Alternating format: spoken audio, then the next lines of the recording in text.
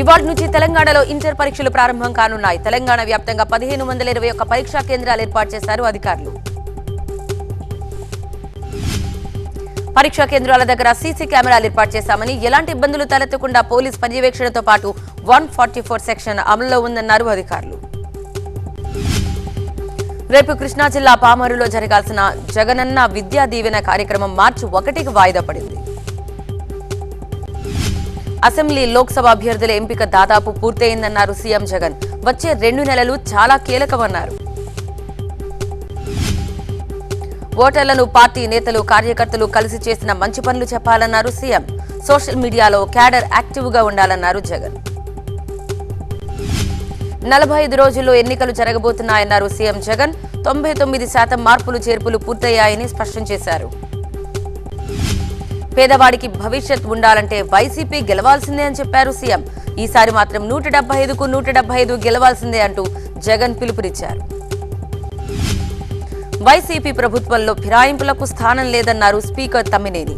Party ఫిరాయింపులకు పాల్పడితే వేటు తప్పదని హెచ్చరించారు. సంతానలేమి సమస్యతో బాధపడుతున్నారా? చింతించకండి. సుమారు 90,000 జంటలకు ఆనందం నింపింది ఓఎస్ఎస్ ఫర్టిలిటీ. ఈ రోజే 7825893600 కి కాల్ చేయండి. సంతానోత్పత్తి చికిత్సపై భారీ డిస్కౌంట్లు పొందండి. గుడ్ న్యూస్ చెప్పండి. విశాఖలో నిర్వహించిన భారత్ రైజింగ్ లైట్ మీట్ లో పాల్గొన్నారు రాజ్నాథ్ సింగ్. ఉత్తర దక్షిణ భారత్ పేరుతో రాజకీయ కుట్రలు జరుగుతున్నాయని చెప్పారు. ఇప్పుడు కాకపోయినా వచ్చే 5 ఏళ్లలో ఏపీలో బీజేపీ అధికారంలోకి రావడం ఖాయమన్నారు రాజ్నాథ్ సింగ్. విశాఖ స్టీల్ ప్లాంట్ ప్రైవేటీకరణకు బదులు లాభాల బాటలోకి తెచ్చేందుకు కేంద్ర ప్రభుత్వం ప్రయత్నిస్తోందన్నారు పురంధేశ్వరి. బీజేపీ నేతలతో భేటీ అయ్యారు ఎమ్మెల్యే కాపు రామచంద్రారెడ్డి. రాజ్నాథ్ సింగ్ ను కలిసేందుకు వచ్చానన్నారు. ఏ నిర్ణయం తీసుకున్నా త్వరలో ప్రకటిస్తానన్నారు. అమరావతి రైతులకు ఇచ్చిన ప్లాట్లను రద్దు చేస్తూ సిఆర్టీఏ ఇచ్చిన నోటీసుల్ని రద్దు చేసింది ఏపీ హైకోర్టు. చంద్రబాబు ఇంటికి టీడీపీ నేతలు క్యూ కట్టారు. బాబుని కలిసి గురజాల టికెట్ జంగా కృష్ణమూర్తికి ఇవ్వాలని కోరారు లావు కృష్ణదేవరాయలు. తెనాలి టికెట్ దక్కలేదన్న అసహనంలో ఉన్నారు ఆలపాటి రాజా. ఆయన్ని పిలిచి బుజ్జగించారు బాబు. తగిన న్యాయం చేస్తామని హామీ ఇచ్చారు. హరిరామ జోగయ్య బహిరంగ లేఖ రాశారు. బడుగు బలహీన వర్గాలకు రాజ్యాధికారం దక్కాలన్నారు. పవన్ పెద్దన్న పాత్ర పోషిస్తున్నారని అందరూ ఆశించారన్నారు. జనసేన టీడీపీ కూటమితో బలహీన వర్గాలకు న్యాయం జరగాలని ఆకాంక్షించారు హరిరామ జోగయ్య. తాడేపల్లిగూడెం సభ ద్వారా స్పష్టమైన సంకేతాలు ఇవ్వాలని కోరారు. అమలాపురం టికెట్ జనసేన కేటాయించారని సంబరాలు చేశారు జనసేన నేతలు. బాణాసంచా కాల్చి స్వీట్స్ పంచుకున్నారు రాజబాబు అభిమానులు, కార్యకర్తలు. మార్చి 2న నెల్లూరులో చంద్రబాబు పర్యటిస్తారన్నారు మాజీ మంత్రి నారాయణ. ఆ రోజే బాబు సమక్షంలో వేమిరెడ్డి టీడీపీలో చేరతారని చెప్పారు.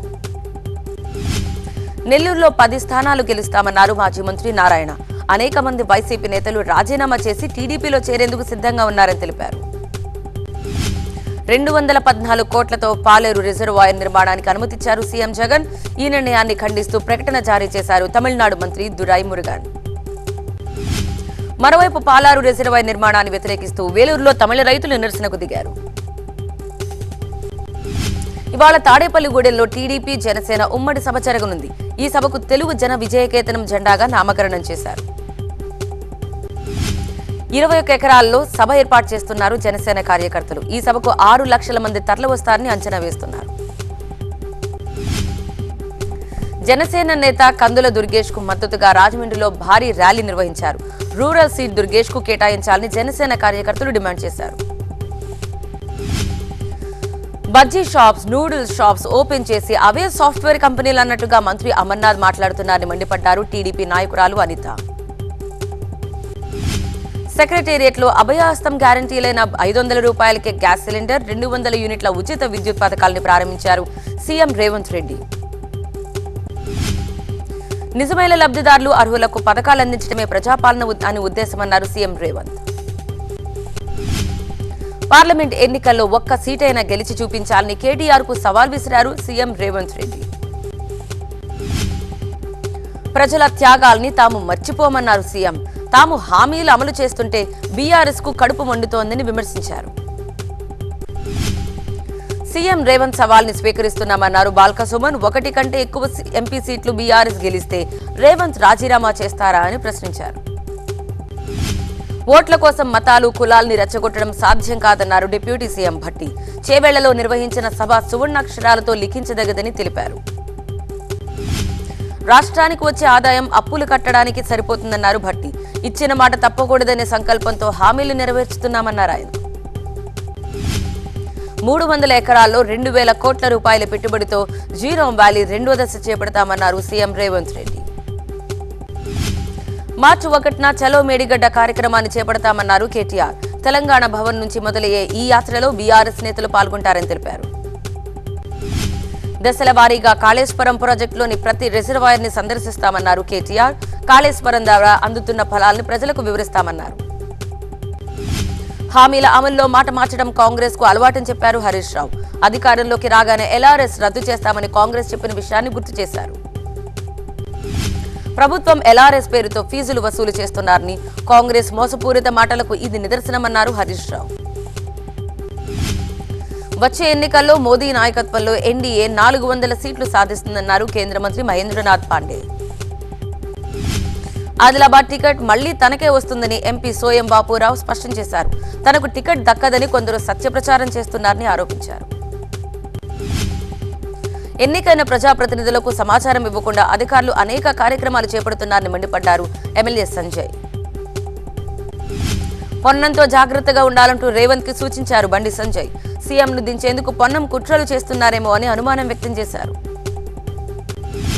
బీజేపీ నేతలు రెచ్చగొట్టే ప్రసంగాలు చేయడం సరికాదన్నారు ఎమ్మెల్సీ జీవన్ రెడ్డి. పాలనలో శ్రీరాముణ్ణి అనుసరించాలని సూచించారు.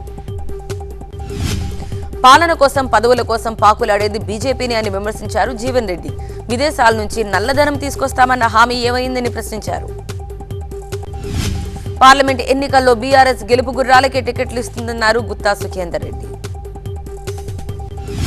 తండ్రిని అడ్డం పెట్టుకుని కేటీఆర్ రాజకీయాల్లోకి వచ్చారు తప్ప ఆయనకు ప్రత్యేక గుర్తింపేమీ లేదన్నారు బండ్ల గణేష్. బీఆర్ఎస్ కాంగ్రెస్ మధ్య లోపాయకారి ఒప్పందం ఉందని అబద్దాలు చెప్పి కాంగ్రెస్ అధికారంలోకి వచ్చిందన్నారు డీకే అరుణ. పారిశుధ్య కార్మికుల్ని పర్మనెంట్ చేయాలని, డప్పు చెప్పు వృత్తి విద్యార్థులకు పెన్షన్ ఇవ్వాలని డిమాండ్ చేస్తూ ఏప్రిల్ 13న చలో హైదరాబాద్ కు పిలుపునిచ్చారు ఎంఆర్పీఎస్ నాయకులు. జయలలిత స్నేహితురాలు శశికళ తిరుమల శ్రీవారిని సందర్శించుకున్నారు. స్వామివారి సేవలో పాల్గొన్న ఆమెకు స్వామివారి ప్రసాదం అందజేశారు టీటీడీ అధికారులు. రేపటి నుంచి మేడారం జాతర హుండీల లెక్కింపు జరగనుంది. 10 రోజుల పాటు హుండీలు లెక్కించేందుకు ఏర్పాట్లు చేశారు అధికారులు. శ్రీకాకుళం జిల్లా పలాస కాశీబుగ్గలో 15 కేజీల గంజాయిని పట్టుకున్నారు పోలీసులు. ఈ కేసులో ఒడిశాకు చెందిన 3గురిని అరెస్ట్ చేశారు. గుంటూరు జిల్లా నాగులపాడులో గత 10 రోజుల నుంచి తాగునీరు రావడం లేదని, అధికారులకు చెప్తున్నా పట్టించుకోవడం లేదని మండిపడ్డారు స్థానికులు. 2 కిలోమీటర్ల నుంచి నీరు తెచ్చుకోవాల్సి వస్తుందని ఆవేదన వ్యక్తం చేశారు ప్రజలు. తమ గోడు వినేవారే లేరని, అధికారులు చర్యలు తీసుకోవాలని డిమాండ్ చేశారు. లోన్ యాప్ వేధింపులకు మరో యువకుడు బలయ్యాడు. యాప్ ఏజెంట్లు బెదిరించడంతో తీవ్ర మనస్తాపానికి గురై ఆత్మహత్య చేసుకున్నాడు మనోజ్. 2047 నాటికి ప్రపంచంలో భారత్ నెంబర్ 1 గా ఉంటుందన్నారు అమిత్ షా. అవినీతిపై ఉక్కుపాదం మోపామని టీవీ9 గ్లోబల్ సమ్మిట్ లో ప్రసంగించారు. రాజకీయాలకు అతీతంగా ఈడీ పనిచేస్తుందన్నారు అమిత్ షా. అవినీతి ఆరోపణలున్న నేతలు బీజేపీలో చేరిన వారిపై విచారణ జరుగుతుందన్నారు ఆయన. వినోదం విజ్ఞానంపై వాట్ ఇండియా థింక్స్ టుడే సదస్సులో జరిగిన చర్చలో స్వామి రామ్దేవ్ పాల్గొన్నారు. స్టేజ్ పైన యోగాసనాలు చేశారు. టీవీ9 గ్లోబల్ సమ్మిట్ లో వర్చువల్ గా పాల్గొన్నారు అమీర్ ఖాన్. తాను నటిస్తున్న సినిమా ఈ ఏడాది చివరిలో విడుదలవుతుందన్నారు. తాను రాజకీయాల్లో నుంచి రాకపోయినా తనని ప్రజలందరూ ఆదరించారన్నారు సీఎం కేజ్రీవాల్. ఢిల్లీలో అమలు చేస్తున్న పథకాలు దేశానికి దిక్సూచిగా ఉన్నాయన్నారు. ఢిల్లీలో తాము అద్భుతమైన స్కూల్స్ నిర్మించిన విషయాన్ని TV9 what India thinks today global summit లో ప్రస్తావించారు కేజ్రీవాల్. ప్రజాస్వామ్యంలో విపక్షం పేరు తీయడం తప్పనిసరని చెప్పారు మల్లికార్జున ఖర్గే. రాజకీయాల్లో తాను ఎదిగిన తీరును గ్లోబల్ సమ్మిట్ లో ఆయన గుర్తు చేసుకున్నారు. 2035 నాటికి అంతరిక్షంలో భారతదేశానికి సొంత స్పేస్ స్టేషన్ ఉంటుందన్నారు ప్రధాని మోదీ. విక్రమ్ సారాభాయ్ స్పేస్ సెంటర్ ని సందర్శించారు ప్రధాని. 21వ శతాబ్దంలో భారతదేశం తన శక్తి సామర్థ్యాలతో ప్రపంచాన్ని ఆశ్చర్యపరుస్తోందన్నారు ప్రధాని. భారత్ 400 ఉపగ్రహాలను ప్రయోగించిందన్నారు. భారత్ చేపట్టనున్న మానవరహిత గగన్యాన్లో భారత్ నుంచి అంతరిక్షంలోకి వెళ్లనున్న 4 వ్యోమగాముల పేర్లను ప్రకటించారు మోదీ. 40 ఏళ్ల తర్వాత భారతీయులు అంతరిక్షంలోకి అడుగుపెడుతున్నారని, ఈసారి కౌంట్ డౌన్ మనదే, రాకెట్ కూడా మనదే అని ప్రధాని గర్వంగా తెలిపారు. శ్రీహరికోటలోని సతీష్ ధావన్ అంతరిక్ష కేంద్రంలో కొత్తగా చేపట్టిన PSLV ఇంటిగ్రేషన్ సదుపాయాన్ని ప్రారంభించారు మోదీ. తమిళనాడులో బీజేపీ ఏనాడు అధికారంలోకి రాకపోయినా బీజేపీ మనసులో మాత్రం తమిళనాడు ఉందన్నారు మోదీ. ఈ విషయం ప్రతి పౌరుడికి తెలుసన్నారు. స్వాతంత్ర భారతదేశం 100వ పడిలో పడినటికి దేశం వికసిత భారతదేశంగా ఎదుగుతుందని కేంద్ర ఆర్థిక మంత్రి నిర్మలా సీతారామన్ ఆశాభావం వ్యక్తం చేశారు. 2047 నాటి లక్ష్యాన్ని సాధించేందుకు పరిశ్రమల పాత్రలు కీలకంగా కాబోతుందన్నారు నిర్మలా సీతారామన్. సీఎం కేజ్రీవాల్ కు మరోసారి సమన్లు జారీ చేసింది ఈడీ. మార్చి 4న విచారణకు హాజరు కావాలని తెలిపింది. 17 రోజుల పాటు నిరాహార దీక్ష చేసి విరమించిన మరాఠా రిజర్వేషన్ ఉద్యమకారుడు మనోజ్ జారంగే పాటిల్ ప్రస్తుతం ఆసుపత్రిలో కోలుకుంటున్నారు. బీజేపీలో చేరుతారని ఊహాగానాలకు తెరదించారు కమల్నాథ్. ఇదంతా మీడియా సృష్టి అని, దీనికి తానెందుకు సమాధానం చెప్పాలని బుకాయించారు. చెన్నైలోని తిరువణ్ణామలైలో తెలుగు భక్తుల సందడి కనిపిస్తోంది. పాటల కచేరీతో, కోలాటాలతో వేడుకగా గిరి ప్రదక్షిణ చేశారు భక్తులు. భక్తి పాటలతో 14 కిలోమీటర్ల దూరం పాటు సాగిన గిరి ప్రదక్షిణ తెలుగు భక్తులతో అలరారించింది. తిరువణ్ణామలైలో ప్రత్యేక పూజలు చేశారు. భారీగా క్రాస్ ఓటింగ్ జరగడంతో హిమాచల్లోని సుఖ్వీందర్ సింగ్ సుక్కు సర్కార్ పతనం అంచుకు చేరుకుంది.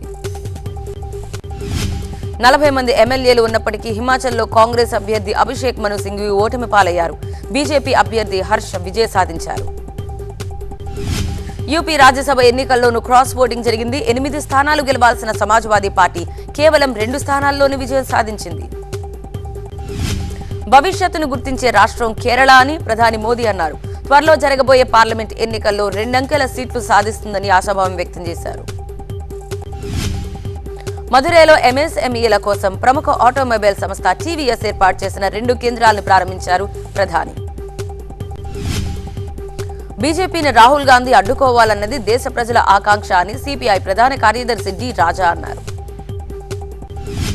కేరళలో LDF పొత్తులో భాగంగా సిపిఐ 4 స్థానాల్లో పోటీ చేస్తోందని, అందులో 1 వయనాడ్ అని తెలిపారు రాజా. అహ్మదాబాద్ లో జరిగిన సామూహిక వివాహ వేడుక కార్యక్రమంలో అమిత్ షా పాల్గొన్నారు. వివాహం చేసుకున్న వధూవరుల్ని ఆశీర్వదించారు. గాంధీనగర్లోని కలోల్లో కొత్తగా నిర్మించిన కపిలేశ్వర స్వామి ఆలయాన్ని సందర్శించారు అమిత్ షా. ఆలయంలో ప్రత్యేక పూజలు చేశారు. తనపై ఉన్న 2 కేసుల విచారణకు ప్రముఖ నటి మాజీ ఎంపీ జయప్రద హాజరు కాకపోవడంతో ఆమెను పరారీలో ఉన్న వ్యక్తిగా రాంపూర్ కోర్టు ప్రకటించింది. ఆమెను మార్చి 6న కోర్టులో హాజరుపరచాలని కోర్టు పోలీసులను ఆదేశించింది. ఈ కేసులకు సంబంధించి ఇప్పటికే ఆమెపై నాన్ బెయిలబుల్ వారెంట్లు జారీ అయ్యాయి.